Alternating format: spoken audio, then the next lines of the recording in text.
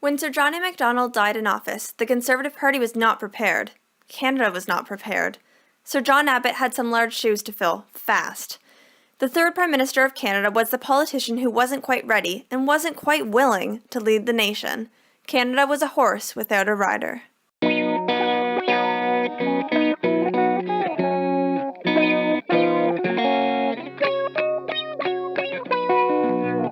Sir John Joseph Caldwell Abbott was born in St. Andrews, Lower Canada, currently Saint-André, Quebec, on March 12, 1821. Not only was Abbott the first Prime Minister born in Canada, he was also the first one not born in Scotland. Abbott was born into a religious family.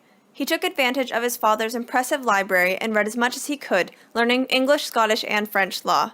He moved to Montreal and eventually went to McGill University to become a lawyer.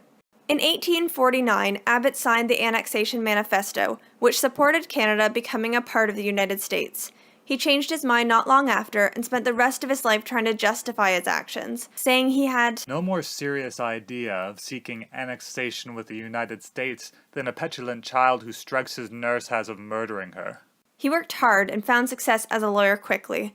He had a reputation as having one of the highest incomes of any lawyer in Canada, and he achieved even greater wealth through numerous business endeavors. Some of his most famous clients included the Bank of Montreal, Hudson's Bay Company, the Bell Telephone Company, and a pretty important railway company owned by Sir Hugh Allen. Abbott was a lifelong lover and supporter of railways. At only 34 years old, he was appointed Dean of the McGill Faculty of Law, where he had so recently gotten his degree. You might have heard of one of his students, Sir Wilfrid Laurier? He keeps on popping up, doesn't he? In 1861, perhaps to make up for the Annexation Manifesto and prove his loyalty to Canada, Abbott raised a militia and patrolled the U.S.-Canada border. There was a growing risk of war between Britain and the United States, and Abbott knew that Canada would become a prime location for the battle. Fortunately, the tensions settled down. Abbott had gotten involved in politics before Confederation, serving as representative for Argenteuil, northwest of Montreal, then as MP after Confederation, and eventually as Montreal's mayor, though he was unpopular with the French. Remember Sir John A. Macdonald's Pacific scandal? Well, Abbott played a part in that.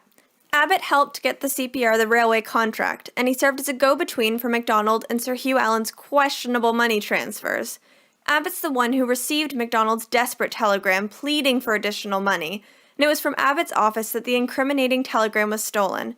Abbott was very much tangled up in this controversy, even going so far as to show Macdonald what evidence to destroy and trying to bribe a witness. But one thing can be said in Abbott's favor. When he became a director of the Canadian Pacific Railway, he would not participate in parliamentary votes and discussions when about the CPR, much to Sir John A. Macdonald's annoyance. When Sir John Abbott was 28, he married Mary Bethune. Unlike Macdonald and Mackenzie before him, Abbott faced no great tragedy, and he and Mary were happily married for 44 long years. They had 8 children together, and to this day, Abbott has many descendants living in Canada. You might have heard of Abbott's great-grandson, Christopher Plummer. Abbott's final political stop before becoming Prime Minister was when Macdonald appointed him to the Senate. He served as leader of the Senate for 6 years, notably including his time as PM.